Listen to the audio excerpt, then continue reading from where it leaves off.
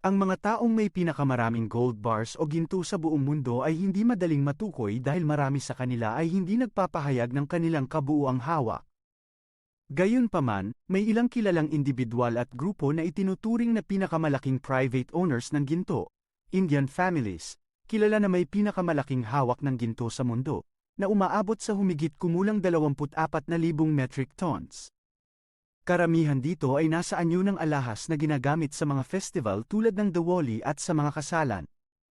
The Royalty of Saudi Arabia, bago pa man sila nagsimulang makipagtransaksyon sa kanluran, ang mga oil-rich families sa Saudi Arabia ay mayroon ng daan-daang toneladang ginto sa kanilang mga vault. John Paulson, isang kilalang American investor na kumita ng bilyon-bilyong dolyar mula sa kanyang pag-invest sa ginto, lalo na noong 2011 hanggang 2013 nang tumaas ang halaga ng ginto.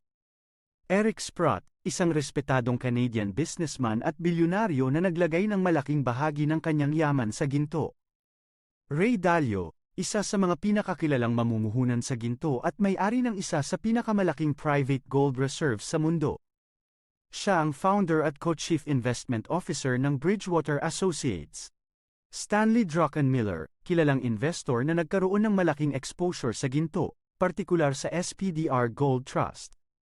The Royal Family of Saudi Arabia, kilala sa kanilang hindi maubos-ubos na yaman at pagkakaroon ng isa sa pinakamalaking gold reserves sa mundo.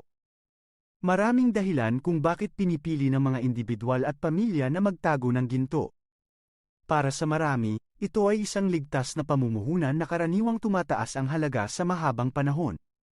Ang ginto ay itinuturing din na isang safe haven investment, lalo na sa panahon ng ekonomikong kawalang katiyakan. Ang eksaktong dami ng ginto na pagmamay-ari ng bawat isa sa mga nabanggit ay hindi tiyak dahil sa likas na pagiging pribado ng ganitong uri ng asset. Gayun din, ang mga central bank at gobyerno ng iba't ibang bansa ay hindi kasama sa listahang ito ngunit sila rin ay kabilang sa mga pinakamalalaking holders ng ginto sa mundo.